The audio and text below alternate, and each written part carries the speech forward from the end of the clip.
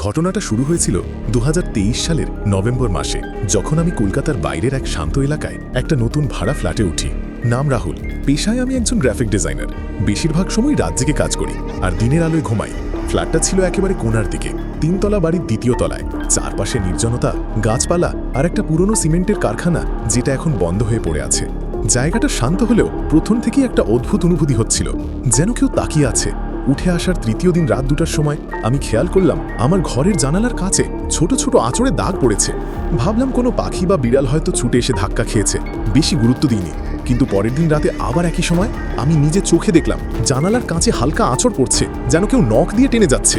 আমি উঠে গিয়ে বাইরে তাকালাম, কিন্তু কিছুই নেই। নিচে কিছু ঝোপঝাড়, কিন্তু তাতে কিছু লুকিয়ে থাকলে সেটা দেখা যেত। রাতগুলো যেন এক একটা কুয়াশায় মোড়া দুঃস্বপ্নে পরিণত হচ্ছিল। চতুর্থ রাতে আঁচড়ের শব্দের সঙ্গে যোগ হয় একটা মৃদু ফিসফিস আওয়াজ। কান পেতে শুনি, আমার জায়গায় তুই এলি কেন? প্রথমে ভয় পেয়ে জানালা থেকে সরে যাই, মোবাইলে টর্চ অন করে আবার কাছে গিয়ে দেখি এবার কাছে একটা দাগ আঁকা, একটা চোখ। আমি আতকে উঠি, বারান্দা খুলে বাইরে বেরিয়ে পেছনের দিকে গেলাম। খুঁজলাম আশপাশ, কোনো মানুষ তো দূরের কথা, একটা বিড়ালে ছিল না।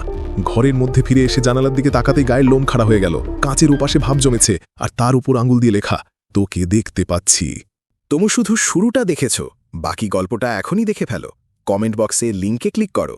একবার ঢুকলে ফিরতে পারবে তো? সাহসী হলে চ্যালেঞ্জ নাও।